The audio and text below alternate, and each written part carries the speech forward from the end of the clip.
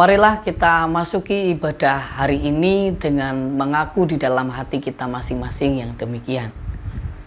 Tuhan pencipta langit dan bumi adalah sumber pertolongan kita. Kasih karunia dan damai sejahtera dari Allah Bapa dan Tuhan Yesus Kristus ada pada saudara sekalian. Amin.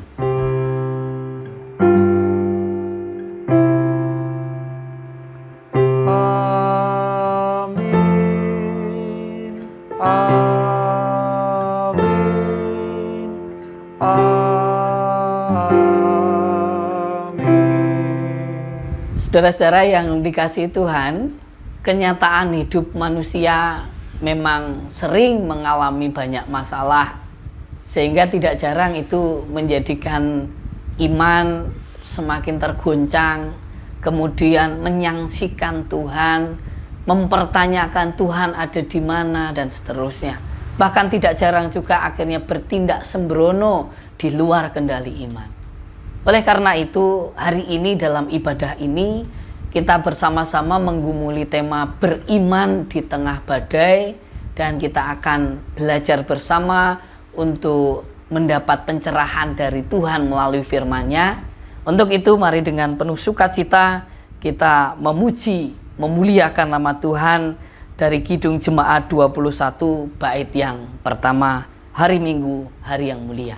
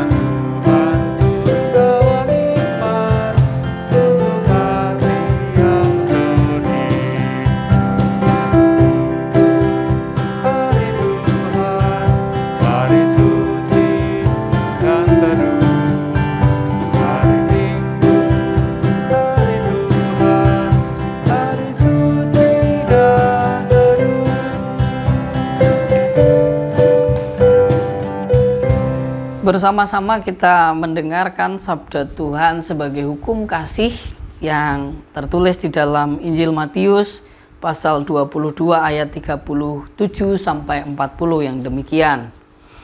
Jawab Yesus kepadanya, "Kasihilah Tuhan Allahmu dengan segenap hatimu dan dengan segenap jiwamu dan dengan segenap akal budimu. Itulah hukum yang terutama dan yang pertama. Dan hukum yang kedua yang sama dengan itu ialah, kasihilah sesamamu manusia seperti dirimu sendiri. Pada kedua hukum inilah tergantung seluruh hukum Taurat dan kitab para nabi." Kita tahu bahwa perintah Tuhan untuk saling mengasihi senantiasa kita dengar, senantiasa kita terima. Tetapi kenyataannya masih cukup sering hidup kita belum mewujudkan kasih itu. Oleh karena itu, bersama-sama kita mengakui dosa kita, menyesali segala dosa kita di hadapan Tuhan dengan bersama menaikkan pujian dari Kidung Jemaat 39 bait pertama dan keempat, Ku diberi belas kasihan.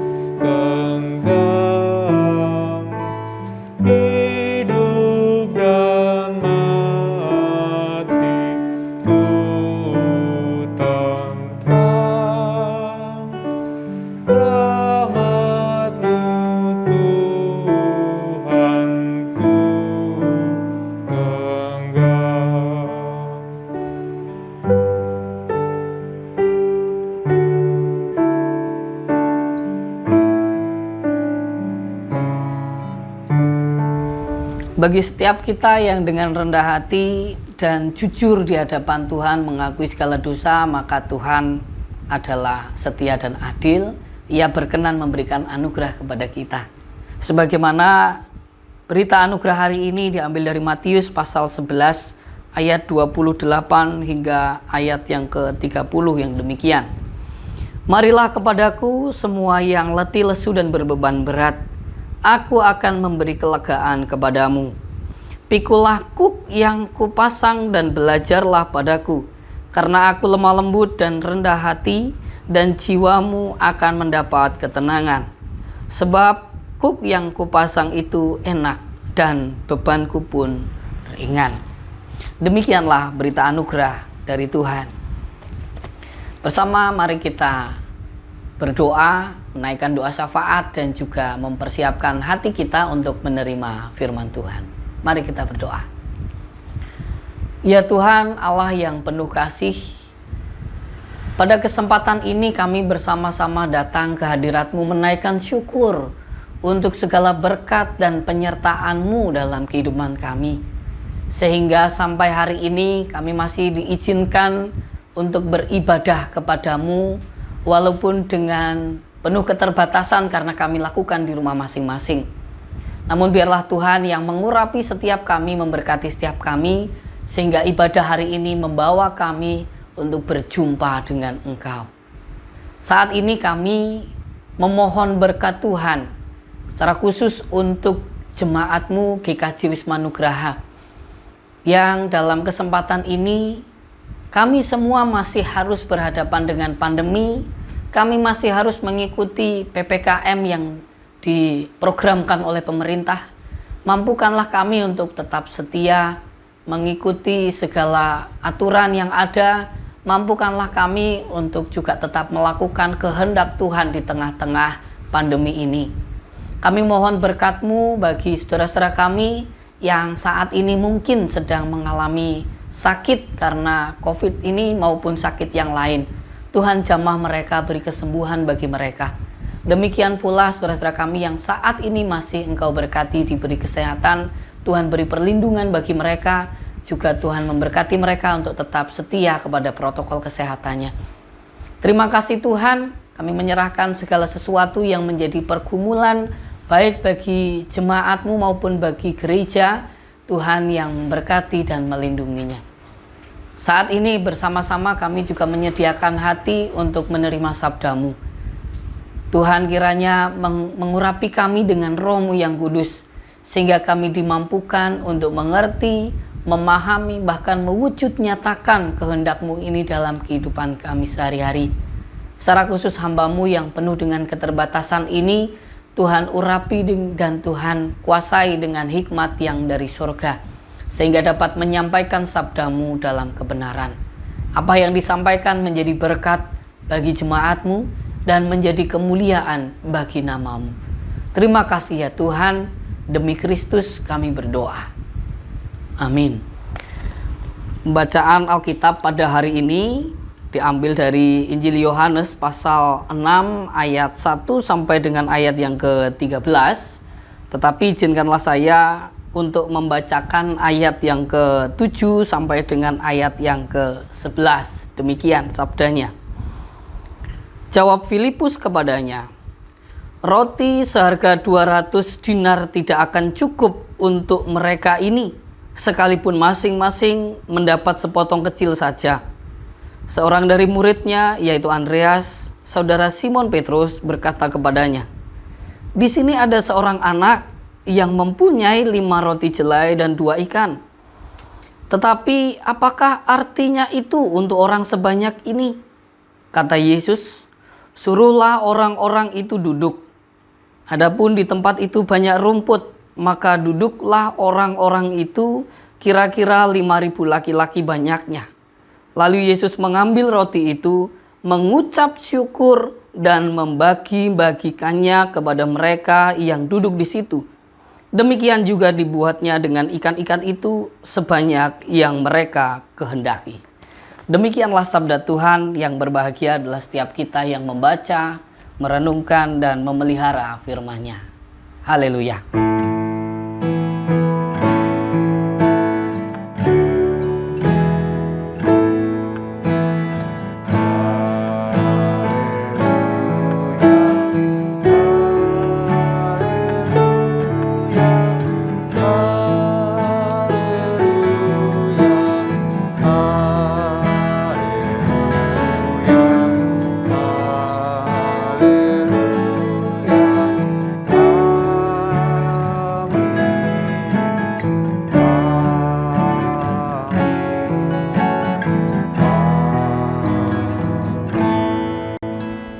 Salam sehat untuk kita semua.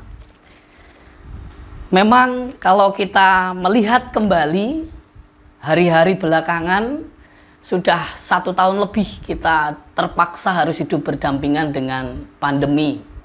Dan tentu itu merasa hidup ini berat sekali, sulit sekali, serba terbatas. Dan tidak jarang itu mengguncangkan iman kita. Tetapi sebagai umat percaya, apakah kita harus putus asa dengan adanya pandemi, apalagi sekarang ditambah PPKM darurat? Tentu kalau kita mengingat hakikatnya hidup orang percaya, kita diajak untuk tidak putus asa. Kita harus tetap beriman kepada Tuhan. Masalahnya iman itu kita wujudkan bagaimana? Nah, ini yang seringkali menjadi problem, menjadi permasalahan bagi kita. Kalau kita harus beriman di tengah badai pandemi ini, bagaimana kita mewujudkan iman? Kita belajar dari bacaan ini, saya yakin Bapak, Ibu, dan Saudara sudah sangat familiar, sangat hafal dengan bacaan ini tentang mukjizat Yesus mengubah 5 roti dan 2 ikan sehingga cukup untuk memberi makan 5.000 orang lebih. Memang kalau selama ini kita memahami dan kita meyakini bahwa kuasa Tuhan luar biasa, tidak terbatas. Dari sedikit, hanya 5 roti dan 2 ikan saja cukup untuk memberi makan 5.000 orang. Kita meyakini bahwa ada kuasa yang ajaib, kuasa yang supranatural. Tetapi kalau kita hanya bertahan, hanya berhenti pada pemahaman yang seperti itu, saya yakin kita hanya akan menjadi orang yang berdiam saja, pasif saja. Kita juga percaya Tuhan Yesus mampu untuk menghentikan pandemi COVID ini. Tetapi kalau kita hanya berhenti pada percaya, kita juga nggak akan tahu kapan Tuhan akan menghentikannya. Maka dalam hal ini saya mengajak kita semua untuk melihat perspektif yang lain, sudut pandang yang lain dalam peristiwa mukjizat 5 roti 2 ikan ini. Yaitu saya mengajak kita untuk memperhatikan secara khusus ketika Filipus diberi pertanyaan oleh Tuhan Yesus bahwa kita harus membeli makan untuk mereka. Filipus secara spontan mengatakan, wah, 200 dinar itu tidak akan cukup untuk orang sebanyak ini. Kalau kita coba hitung Bapak, Ibu, dan Saudara, mungkin di rumah bisa melihat di Alkitab bagian belakang itu ada kamus. Sebetulnya 200 dinar itu bukan sejumlah uang yang kecil loh. Karena setiap 1 dinar itu upah 1 hari kerja. Jadi kalau misalnya kita konversikan ke saat ini, sekarang misalnya 1 hari kerja itu berapa? Anggaplah 100.000. Nah, 200 dinar dikonversi sekarang itu sudah sekitar 20 juta loh. Maka menjadi muncul pertanyaan dalam benak kita semua bahwa kalau begitu sebenarnya Filipus ini mengucapkan 200 dinar ki asal-asal mengucapkan saja, atau sebenarnya dia punya 200 dinar tapi untuk pergi membeli itu enggan, agak nggak mau gitu, agak eman-eman dengan 200 dinar ini. Padahal sebetulnya 200 dinar ini cukup banyak. Kalau kita hitung sekarang saja sekitar 20 jutaan, itu dengan kira-kira 1 hari 100.000. Nah, maka justru saya melihat ada hal yang menarik ketika anak kecil yang datang dengan 5 roti jelai dan 2 ikan. 5 roti jelai itu pada konteks itu roti yang sangat murah. Sangat murah yang siapa saja bisa membeli. Dan dimungkinkan bahwa roti itu bekalnya si anak ini. Dan dengan kerelaan hatinya memberikan itu kepada Tuhan Yesus. Dan kita bisa melihat apa yang dilakukan Tuhan Yesus di ayat yang ke-11 tadi. Lalu Yesus mengambil roti itu, mengucap syukur dan membagi-bagikannya kepada mereka yang duduk di situ. Ada satu hal yang menarik bahwa ternyata Tuhan Yesus memakai ketulusan anak kecil ini, ketulusan untuk memberi dari berapa yang dia punya, itu dipakai oleh Tuhan untuk kemudian membuka hati banyak orang sehingga banyak orang itu kemudian bisa menerima. Ada konteks yang sebetulnya bisa kita pelajari bahwa pada zaman itu banyak orang kalau bepergian itu membawa bekal.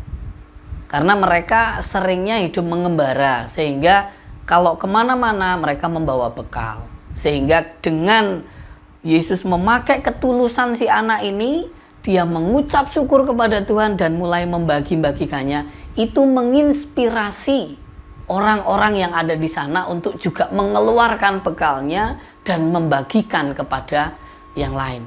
Menurut saya ini hal yang cukup menarik, bahwa ternyata mujizat Tuhan itu tidak melulu soal sesuatu yang supranatural, tidak melulu sesuatu yang ajaib.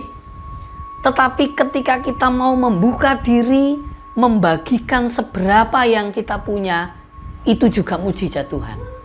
Maka kita bisa belajar dari peristiwa ini bahwa marilah dengan seberapa yang kita punya, itu berkat dari Tuhan, kita juga bagikan sebagai bentuk ekspresi iman kita kepada Tuhan di tengah badai.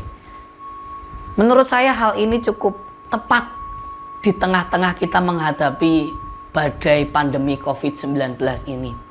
Yang kita butuhkan sekarang bukan hanya sekedar diam menantikan hal ajaib Tuhan Yesus menghentikan pandemi.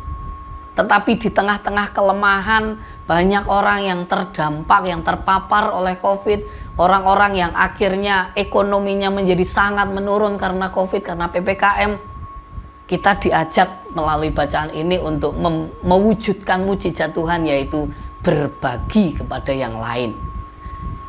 Memang berbagi itu sesuatu yang mudah diungkapkan, tetapi kenyataannya tidak banyak orang yang melakukan.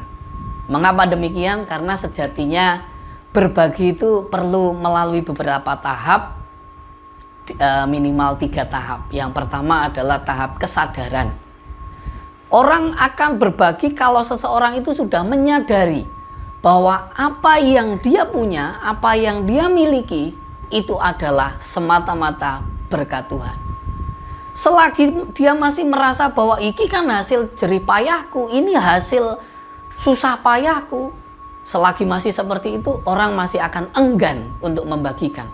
Seperti halnya Filipus tadi, 200 dinar sebetulnya tidak sedikit, tapi ia merasa enggan untuk membagi.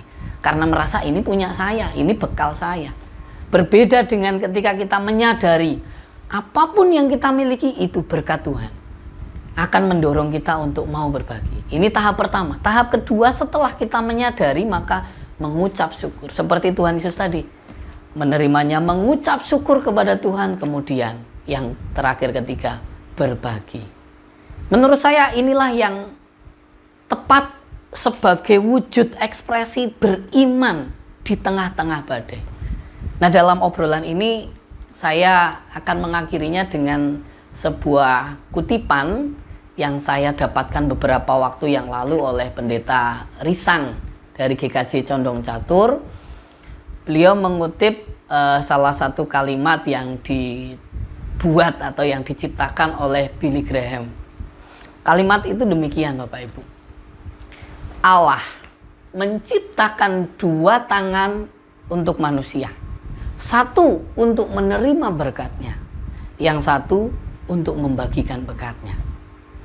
Allah menciptakan manusia bukan untuk menjadi lumbung yang menyimpan berkat, tetapi untuk menjadi saluran yang membagikan berkat.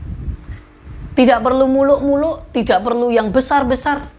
Seberapapun yang kita punya, apapun yang kita miliki, bagikanlah kepada saudara-saudara kita yang memang sangat membutuhkan di tengah-tengah badai pandemi ini. Maka dengan kemauan kita berbagi, kemauan kita memberi kepada yang lain, disitulah kita tetap beriman di tengah badai. Tuhan memberkati. Amin.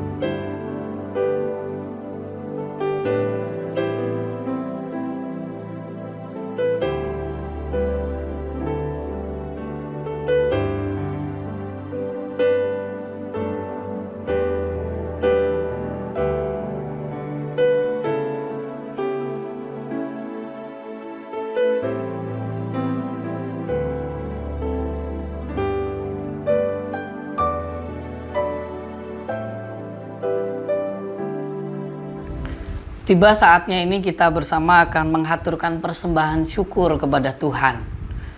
Dan sebelum kita mengaturkan persembahan syukur kepada Tuhan ini, mari kita dasari dengan firman Tuhan yang diambil dari Amsal pasal 11 ayat 24 dan 25 yang demikian. Ada yang menyebar harta tetapi bertambah kaya. Ada yang menghemat secara luar biasa, namun selalu berkekurangan.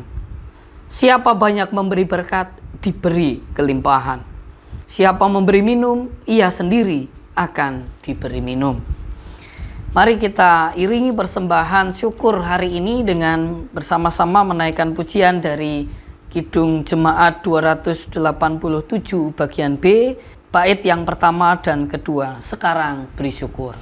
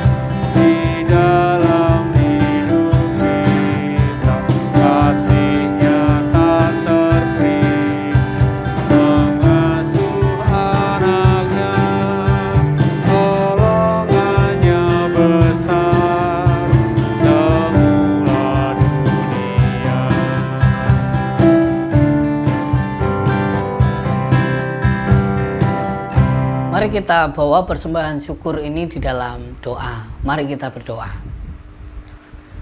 Kembali kami datang kepadamu Tuhan, menaikkan syukur untuk kesempatan yang Tuhan berikan kepada kami. Sehingga hari ini kami boleh diingatkan oleh sabdamu untuk senantiasa berbagi sebagai wujud ekspresi iman kami di tengah-tengah badai pandemi ini. Mampukanlah kami untuk mewujudkannya Tuhan.